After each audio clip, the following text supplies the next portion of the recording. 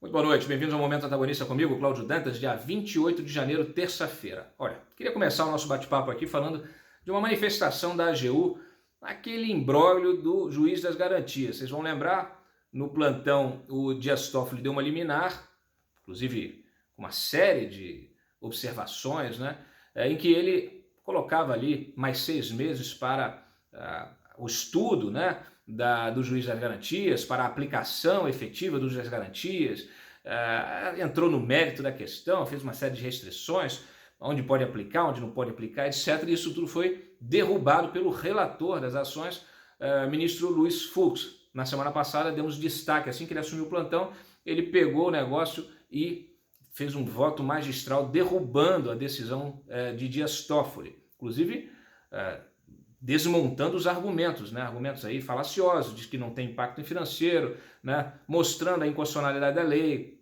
a agressão, né, toda ao próprio sistema penal, né, da justiça penal, mostrando também, escancarando, né, a incompetência do Congresso, ou a má-fé do Congresso em deixar, primeiro em aprovar uma estupidez dessa, depois em deixar uma série de lacunas que estavam sendo preenchidas pelo Dias Toffoli, pelo menos ele tentou fazer isso através da liminar, atacando o mérito na liminar, uma coisa horrível.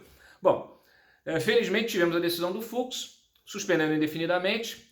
Comentei, acho que ontem comentei que o Fux quer ampliar o debate, fazer várias audiências públicas, trazer a academia, enfim, dar força aí, dar profundidade para um debate, para uma coisa, para quê? Para que esse debate mostre, né, que esse juiz da garantia nunca deveria ter sido aprovado pelo Congresso. Então, será preciso, a gente sabe, ao longo do tempo, a aprovação de uma nova lei que derrube essa, tá? Mas o que eu trago aqui de notícia para vocês é que a AGU de André Mendonça se manifestou nesse caso. A gente teve acesso a essa manifestação, publicamos mais cedo. E olha que interessante. Diz o seguinte, que com a criação do juiz das garantias, né, pode-se dizer que, enfim, expressamente implementou-se o sistema acusatório previsto na Constituição. Olha que maravilha. Nunca antes na história desse país. Para a AGU, a implementação não representa um aumento no volume de trabalho do juiz, nem das despesas do judiciário, quer dizer, mesmo a argumentação do Toffoli, alinhadinha, uma vez que os magistrados deixariam de atuar em processos que antes eram responsáveis. Argumento completamente falso. Abre aspas, né? No mesmo sentido que o juiz natural, o juiz das garantias prestigia a imparcialidade do julgador, afastando de possíveis fatores de contaminação subjetiva, assim preservando o distanciamento do julgamento dos elementos colhidos durante a investigação criminal. Destarte não há que se falar em violação do juiz natural, uma vez que tanto este como o juiz das garantias têm por objetivo assegurar a imparcialidade do julgado.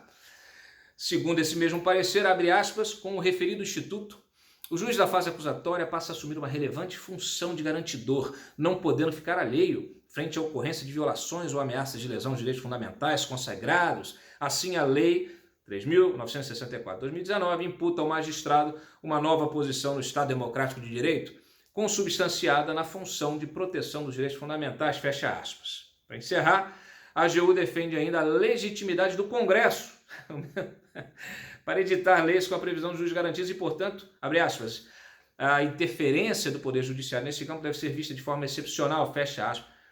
Pô, parece que isso aqui foi escrito a 4 mãos, né? Dias Toffoli e Rodrigo Maia. Eu digo para vocês que foi escrito a 6, provavelmente com as 2 mãos também do André Mendonça. Olha, gente, vamos lá. Vamos enfrentar essa situação? Não dá mais para esconder, as coisas elas são claras. O André Mendonça, já falei aqui N vezes, ele foi funcionário do Dias Toffoli. Ele foi indicado porque ele vem da família lá de Miracatu, né? Da região lá do Bolsonaro, ali, da região bananeira ali do Vale do Ribeira, né? E acabou entrando no STF aí. Nós sabemos que o nome dele está sendo considerado para a vaga do STF, a próxima, inclusive, que vai ser aberta, no lugar do Celso de Mello. O Celso de Mello, inclusive, fez uma operação, está voltando, está recebendo alta amanhã, mas deve voltar a trabalhar só em março. Fecha o parênteses. O André Mendonça, nós temos acompanhado a conduta dele na AGU. Inclusive, muitas vezes aqui alguns algumas atuações dele parecem combinadas, né? Ele escreve um negócio, o negócio vai para a mão de Dias Toffoli, ele concede. Questão do DPVAT, por exemplo. O Dias Toffoli, por sua vez, faz lá que ele abre aquele inquérito inconstitucional, né? E o AGU apoia o inquérito.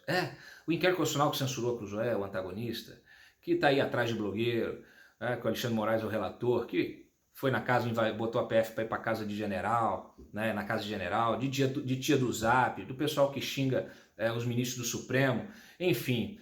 Inquérito que foi usado até para travar a investigação da Receita Federal, virou um combo, o pessoal usa esse inquérito para fazer inquisição, tá certo?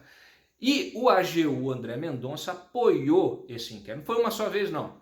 Já se manifestou pelo menos 2 vezes, reforçando a sua ideia de que não há nada de errado, que o inquérito é constitucional, que está tudo certo. E agora, coincidência ou não, não é coincidência. O André Mendonça vai e apoia o juiz de garantias. Essa pataquada, né, que foi aprovada no apagar das luzes aí pelo Congresso, uma emenda Jabuti, depois sancionada aí pelo próprio Bolsonaro, aconselhado por quem? Por Dias Toffoli. O Sérgio Moro, a gente falou disso em dezembro, né? Aconselhou o Bolsonaro para que vetasse essa questão do juiz da garantia, só que o Dias Toffoli aconselhou para que sancionasse e disse isso em entrevista. Está publicado, está no Google, joga no Google. Ele disse o quê? Disse, inclusive, que tinha falado com o Jorge Oliveira. Não, pelo visto, não foi só com o Jorge Oliveira, não. Tá? Pelo visto, ele falou também com o André Mendonça. Então, está muito claro. Tá? Esse é o AGU do Bolsonaro, terrivelmente evangélico, está sendo que provavelmente, né, que o próprio Bolsonaro já considerou, diversas entrevistas que deu, já considerou como um possível indicado seu para ser o próximo ministro do Supremo na vaga do Celso de Mello. Então, preciso dizer alguma coisa, fazer alguma consideração? Não, os fatos falam por si mesmos. E é assim que tem que ser, é assim que tem sido sempre. Eu trago os fatos aqui, nós trazemos tudo no Antagonista, na Cruzoé, no aplicativo, no A Mais. Não deixem de curtir, compartilhar esse vídeo já de cara. E a gente muitas vezes é atacado, né? É alvo de uma campanha sórdida, inclusive agora, como agora está acontecendo. De 2 vezes a gente tenta defender, inviabilizar os planos macabros, né, para tentar derrubar o Sérgio Moro, e criam uma narrativa de que a gente quer fritar o Sérgio Moro. Quem conhece o nosso trabalho sabe que nós apoiamos a Lava Jato desde o seu início. Tá aí o Glenn Greenwald para comprovar isso aí. Eu já falei N vezes aqui, é claro, é evidente o trabalho que a gente faz de investigação, de publicação, de apoiamento, né, porque a gente entende que é uma iniciativa que foi e é talvez a mais importante iniciativa de combate à corrupção, de mudança de uma cultura promíscua, né, da relação do público e do privado no país. Lava Jato que deveria continuar, precisa, mas que tem enfrentado todas as barreiras possíveis. Muita gente tem falado, mas tem uma opção de denúncias, são denúncias miúdas. Se a gente fizer um balanço de tudo que aconteceu de ruim, né, de todos os entraves que foram postos, todas as leis foram aprovadas, de tudo aquilo que foi derrubado no Supremo, segunda instância, a lei de abuso de autoridade, tudo isso, o próprio juiz de garantias, tudo isso visando interromper o trabalho da Lava Jato, interromper a cultura de combate à corrupção, interromper esse esforço que é um esforço que envolve a sociedade como um todo para tentar colocar o Brasil no primeiro mundo. Tá certo? Então, assim, é infernal. Tudo que a gente está enfrentando aqui, a Itália enfrentou, só que o pessoal na Itália perdeu, a sociedade italiana perdeu a briga. Então a gente tem que conhecer esse processo a fundo, os processos históricos que eu estou falando. Inclusive vamos preparar um vídeo sobre a Operação Mãos Limpas para que vocês entendam que nós estamos vivendo hoje a mesma coisa que vivemos lá atrás. Só que agora num outro cenário, inclusive com essas redes sociais, tecnologia, WhatsApp, o pessoal aí difamando o site por causa do trabalho que a gente faz aqui de fiscalização, de vigilância sem rabo preso. E olha, eu estou muito tranquilo, pode fazer meme, pode fazer o que quiser, a verdade prevalecerá, como está acontecendo aqui. Eu falei lá atrás, falei do André, falei do Jorge, falei de vários, falei até do Rodrigo Maia, quando o governo quis apoiar a reeleição do Rodrigo Maia. Joyce Hasselman era já aí a bambambam, depois deixou de ser a bambambam, né? Entrou na, não, temos que fazer, defendeu, fomos atacados. O Carluxo botou aí também, fui atacado. Olha, é natural. Nada como um dia após o outro, como aconteceu no caso do Glenn, né? Enfim, nada como um dia após o outro, uma semana após a outra, um mês após o outro. Vou fazer igual o Heleno, tenham fé, acreditem em mim, acreditem não, não acreditem não, eu brinquei até na sexta-feira, não precisa acreditar. Leiam os fatos, leiam as notícias, ponderem, estudem o tema, joga no Google, vai na biblioteca, puxa, baixa aplicativo, faz o que for necessário para que vocês conheçam a realidade social, política e econômica na qual vocês estão inseridos. Só assim vocês se tornarão cidadãos conscientes, capazes de interferir no processo, tá? E aqui eu deixo vocês com autonomia total para entender aquilo que eu estou falando. Cláudio, não sei, estou desconfiando de você, então não tem problema não. Pega, faz um print, anota, faz um registro, coloca ali na gaveta, depois tira. A gente espera. O que mais eu vou falar para vocês aqui que eu separei? Vamos falar de Enem? Acabei de publicar aí, o Weintraub ligou para o Bolsonaro, porque o Bolsonaro já estava aí vendo, tá voltando da Índia, né? Já dizendo que, olha, tô achando que teve sabotagem no Enem. Bom, aí o próprio ministro da Educação teria todo o interesse em alimentar essa narrativa, ligou para o presidente da República e disse, não, ô presidente, fica tranquilo, não tem sabotagem nenhuma. Houve realmente uma falha na gráfica, na impressão. Olha, para vocês terem uma ideia, foram 3,9 milhões de participantes do Enem, né? Foram 5 milhões de cópias, de impressões, né? Esse é o dado, publiquei ainda há pouco. 5 milhões.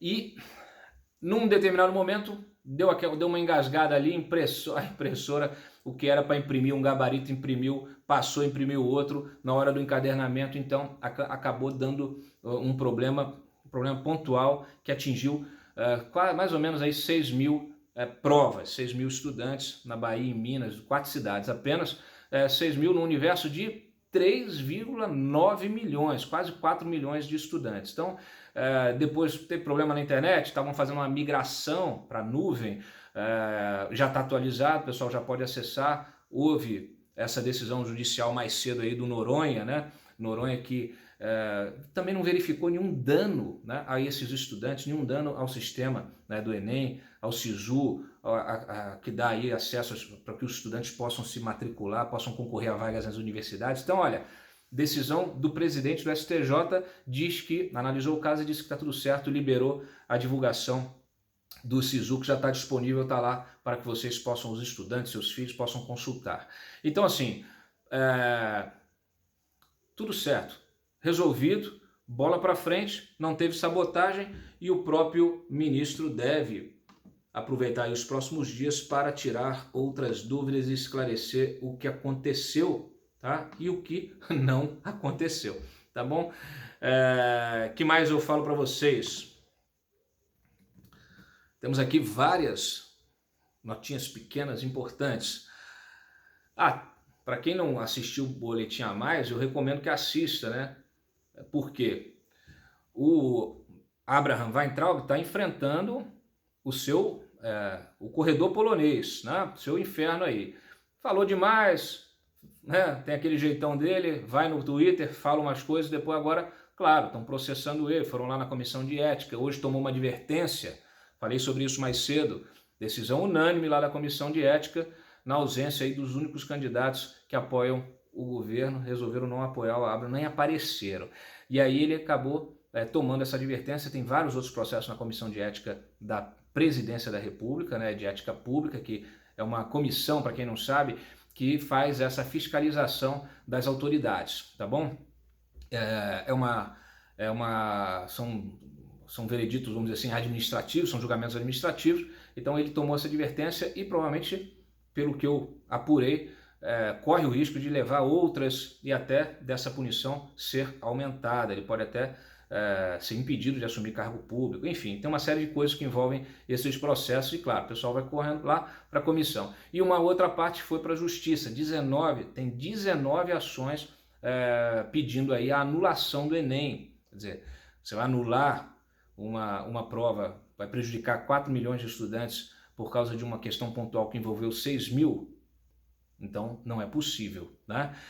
E o próprio judiciário, ainda bem, já garantiu que está tudo certo, claro, mas é um problema, vai ter que acionar aí a assessoria jurídica do Ministério para entrar nessa briga, nessa batalha jurídica que é do jogo político, obviamente, né? Ainda mais numa seara aí tão historicamente aparelhada pela esquerda e tão difícil de ser modificada. Então, o que eu recomendo? Recomendo mais, talvez aí mais ponderação, né, nas manifestações públicas e também nas iniciativas que precisam ser colocadas em prática. Por quê? Para não abrir o flanco para esse tipo de questionamento jurídico, para esses enfrentamentos que se dão, inclusive no plano da mídia, né? Então, por isso que eu acho que às vezes o pessoal se excede por besteira, né? E aí as grandes batalhas precisam ser travadas, não. Você acaba travando, gastando energia, travando as pequenas batalhas. Vamos em frente. A Câmara prevê gastar... Você não fala da Câmara dos Deputados? A Câmara dos Deputados prevê gastar 4,6 milhões para alugar 50 veículos, inclusive blindados com sirenes. Eu acho que essas sirenes estão mal utilizadas, viu? Enfim... Veículos para o deslocamento de funcionários, materiais e autoridades. É uma beleza, eles adoram, né, botar sirene, chegar no lugar, abrir caminho para poder passar, chegar rápido. Só não gostam quando essa sirene é o contrário, vai lá bater na porta de manhã, às 6 horas, a sirene da Polícia Federal, né? Mas estamos fazendo aí um pente fino, todos esses gastos. Aliás, é interessante, né, porque estamos em pleno recesso legislativo e o Congresso Nacional, pegando fogo, pessoal, tocando o sarrafo nos gastos. Um dia desse eu dei em primeira mão o Davi Alcolumbre lá no Senado, gastando 30 mil reais para fazer o quê? Uma área gourmet. Vocês não viram não? Tem até a foto. Pegou lá, fez uma reforma na churrasqueira, 30 mil reais, transformou a churrasqueira da residência oficial do Senado, onde ele mora, num espaço gourmet. Então, aí reformou, parece que já tem uma quadra poliesportiva, que acho que foi feita pelo Renan, tem piscina, né? Tem tudo, virou realmente um clubezão. Um clubezão, é lá que eles vão curtir, fumar um charuto, tomar umas e rir da sua cara, da minha cara, da cara dos pagadores de impostos, dos eleitores que acham, né, que essa democracia de 4 em 4 anos funciona bem. É o que eu digo sempre, sem o nosso monitoramento aqui, quantas votações de madrugada nós alertamos para vocês? Quantas? Ninguém faz isso, ninguém fazia e ninguém faz, tá? Então tá lá a listagem, as picapes, tudo para vocês. Uma outra notícia aqui, também dessas de destaque do dia, foi suspensa a sessão da terceira Câmara Criminal do Tribunal de Justiça do Rio de Janeiro, tá? Que julga a decisão da primeira instância que quebrou os sigilos bancários e fiscais do Flávio Bolsonaro, naquela investigação da rachadinha da Alerj. A suspensão aconteceu depois do voto do desembargador Antônio Carlos Amado. Ele julgou a favor da anulação, argumentando que o Flávio deveria ter sido intimado a depor antes de o MP ter quebrado os sigilos. Os procuradores alegam que o filho do Bolsonaro não quis prestar depoimento, e justificativa aceita pelo juiz de primeira instância, o Flávio Itabaiana. Mas o desembargador julgou que o Itabaiana pode ter sido induzido a erro. Então as outras duas desembargadoras pediram mais tempo para examinar o caso, tá? E na sessão de hoje também o desembargador manteve o compartilhamento de dados pelo COAF com o Ministério Público, negando um outro habeas corpus apresentado pela defesa do Flávio. Então, tema aí, né, mais um capítulo dessa novela envolvendo o Flávio Bolsonaro. O que mais eu destaco para vocês? Bom, já comentei a decisão do Noronha, né, que liberou mais cedo a divulgação do SISU. Um destaque aqui, né, dessa decisão dele, abre aspas, nada de lesivo aos estudantes de fato ocorreu. Ponto. Tem a íntegra da decisão, vocês podem, né, consultar. Ele disse ainda o seguinte: se erros pontuais e individuais houve, certamente que devem ser sanados pelas vias próprias. Contudo, a simples possibilidade de rever nota específica não pode servir de substrato para impossibilitar o acesso de milhares a vagas já ofertadas e o início das atividades acadêmicas nas mais variadas entidades públicas e privadas. Fecha aspas. Está lá também disponível para vocês. Informação, gente, informação. Depois dos evangélicos, o Lula agora está atrás dos judeus. Quer dizer, vocês entenderam, né? Bom, eles primeiro foi atrás dos neopentecostais, agora vai atrás dos judeus. Aproveitando, obviamente, porque ele não é oportunista nem nada, a crise envolvendo a demissão do Alvim, lá da secretaria, né? Com a questão lá do Goebbels e do nazismo, etc. e tal. Então o Lula resolveu organizar um evento lá no Sindicato dos Químicos de São Paulo. Não sei se tem alguma mensagem subliminar aqui, mas o evento foi chamado de Judias e Judeus com Lula pela paz e contra o nazismo. Olha, o Lula pode rebolar, pode fazer o que ele quiser, não vai dar, viu, Lula? Acabou para você. Acabou. Isso está muito claro, nem a esquerda mais quer o Lula, nem o Flávio Dino, né? O Lula chamou o Flávio Dino não quer saber. Ele quer ser candidato próprio lá em 2022, não quer saber do Lula. O Lula vai ter que virar quadrinhos mesmo. Hoje a gente publicou mais cedo, a PF, na busca e apreensão lá na casa do Calil Bittar, né? Um dos sócios do Lulinha, que é uma espécie de sobrinho do Lula, encontraram um gibi. Um gibi, acho que mimeografado, né? Não dá para saber pela cópia da PF, não dá para saber, mas um gibi no qual o Lula é um super-herói, né? Um super-herói que batalha para matar o Moro. É uma esculhambação, um negócio meio escatológico, tem cenas escatológicas mesmo, envolvem Carmen Lúcia, Deltan Dallagnol, Michel Temer. Olha, um negócio realmente tem que estar muito fumado para escrever um troço desse, tá bom? Ou cheirado, ou sei lá. Tem que estar muito drogado. É uma droga, é uma porcaria. Vamos em frente aqui, olha. Demos em primeira mão, notícia quentinha, no finalzinho da tarde. O Rogério Marinho, secretário especial de Previdência e Trabalho, né, ele convocou uma coletiva, só que a gente antecipou a informação de que ele resolveu trocar o presidente do INSS. Vocês que estão aí tentando se aposentar sabem, né? Nós temos aí mais de 1.800.000 pessoas na fila de espera do INSS para poder ter a sua aposentadoria. E deu uma travada, os caras não estão conseguindo. Acho que semana passada, enfim, dias atrás, o governo resolveu convocar militares, 7.000 militares, fez também um anúncio sobre isso. Essa questão foi questionada pelo Ministério Público junto ao TCU, então para não ter problema, o Rogério Marinho chegou a um acerto com o TCU e disse, não, olha, vamos abrir essa convocação, essa contratação, inclusive não só de militares, mas também de civis. Por quê? Porque havia uma demanda óbvia, né, e bastante lógica de aposentados do próprio INSS, servidores aposentados do INSS que conhecem a máquina, conhecem o processo e que estão lá e que também dizem assim, poxa, eu estou aqui sem fazer nada, vão convocar, em vez de convocar o militar que não conhece nada, convoque a mim, me contrate, né, para que eu possa ajudar a liberar essa fila, né, tentar resolver, fazer a fila do INSS andar. Então, dentro desse contexto todo, o Rogério Marinho entendeu que o atual presidente do INSS não estava dando conta do recado, o Renato Vieira, e resolveu demitir. Na coletiva ele disse que não, foi uma decisão pessoal do Renato Vieira. Eu digo para vocês, não foi. Ele queria uma pessoa com mais experiência, inclusive pegou o seu secretário de Previdência e colocou no lugar o Leonardo Rolim, tá? E aí a gente ainda não sabe quem vai ficar no lugar do Leonardo Rolim. Mas o Leonardo Rolim então vai assumir esse abacaxi. E vai para frente. Então, demos em primeira mão, vocês ficaram sabendo. Que mais eu destaco para vocês? De notícias importantes do dia. Tem uma ótima aqui. Eu gosto de diversificar de vez em quando. Vamos lá.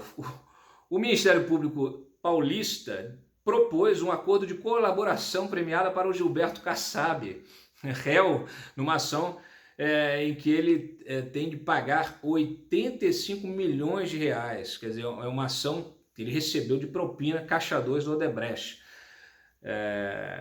Essa proposta foi feita um dia depois da entrada em vigor da lei que revogou, em definitiva, a proibição de acordos de colaboração em casos de improbidade administrativa. Quer dizer, foi aprovado nesse pacotão aí, de fim de ano.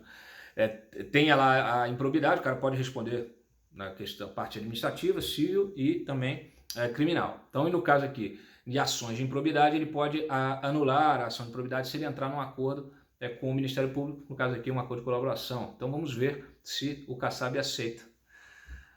A gente sabe que isso aqui foi feito, pode ser usado para o bem e para o mal, tá? Essa lei, para liberar aí vários, a gente tem que ficar de olho nesses acordos do Ministério Público, mas isso pode ser usado para o bem e para o mal, por quê? Porque o político quer se livrar de tudo para poder concorrer na próxima eleição, não quer ter os seus direitos políticos cassados, não quer ser impedido de concorrer. Então, vamos ver aí, vamos acompanhar o desenrolar dessa história. Bom, já falei aqui que o Celso de Mello deve voltar, está saindo, deve voltar em março.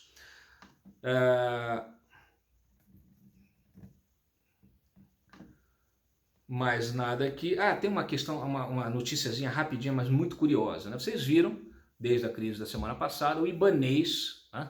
E o Anderson Torres, que é o secretário de segurança dele, delegado, criticando o Moro. O Sérgio Moro não entende nada de segurança pública, né? Tá aí, trouxe o PCC para Brasília, etc., sentando a lenha no Moro. E não olha o próprio quintal. Ontem, de madrugada, fugiram, vários criminosos fugiram da Papuda, presídio da Papuda, presídio do Distrito Federal, administrado pelo Distrito Federal, por um buraco. Fizeram cavar aquele velho, né, buraco, você cava na cela e sai, e fugiram. Então o que os nossos queridos Anderson Torres, Ibanez e afins têm a dizer, né? Eu acho que é melhor eles começarem a cuidar do seu quintal, em vez de ficar olhando o quintal dos outros, né, de olho na grama, só sempre que a grama do vizinho é mais verde. Bom, aí publicamos um vídeo, inclusive, sobre a coletiva do Rogério Marinho. Tem várias declarações importantes, vários detalhes importantes sobre essa situação do INSS, e ele deixou claro que não há imposição na contratação de militares para resolver essa crise, né, em função justamente dessas demandas que eu expliquei para vocês. Então, temos o vídeo, recomendo que assistam, está disponível no nosso canal e no site também. E, olha, uma atualização em relação aos casos de coronavírus, a suspeita, né? No Boletim a Mais, comentei a coletiva do ministro da Saúde, que confirmou a suspeita de um caso. Infelizmente, subiu aí para 3 casos suspeitos agora. Temos, então, não mais um, mas 3 casos suspeitos de coronavírus no Brasil, segundo o próprio Ministério da Saúde. Além da jovem de Belo Horizonte, há um paciente sendo observado em Curitiba e outro em Porto Alegre. Bom, gente, muito sério isso. Nós publicamos várias recomendações do Ministério da Saúde. Sugiro que consultem o site ou o próprio site do Ministério da Saúde, o nosso ou o próprio site do Ministério da Saúde, para justamente vocês terem alguma orientação sobre prevenção desse caso, que está se transformando realmente em uma epidemia e muito séria, muito grave. Então, toda a atenção é pouca. E vou encerrar aqui a nossa conversa com o recado do Fraga, Alberto Fraga, que disse que vai submergir. Não sei aonde, onde ele surgiu, vai submergir. Diz que vai submergir. Eu digo para vocês, espera aí, a gente fez um vídeo especial para você, Fraga. Vai estar no ar amanhã pela manhã, não percam. Gente, olha, muito obrigado aí mais uma vez pela audiência, tá? Nós nos vemos amanhã em mais um Momento Antagonista, mais cedo no Boletim a Mais, e sempre recomendo aí que sigam a nossa cobertura frenética no antagonista.com, na cruzoé.com.br e também no nosso aplicativo o A Mais, que tem conteúdos exclusivos para vocês. Não deixem de assinar e apoiar o nosso jornalismo independente. A gente vive das assinaturas de vocês, o nosso jornalismo se sustenta pelo apoio de vocês. Não tem dinheiro público, não tem grana de Odebrecht e de nenhuma... Vou me poupar vocês dos palavrões, tá bom? Então é isso, muito obrigado e a gente se vê amanhã. Tchau!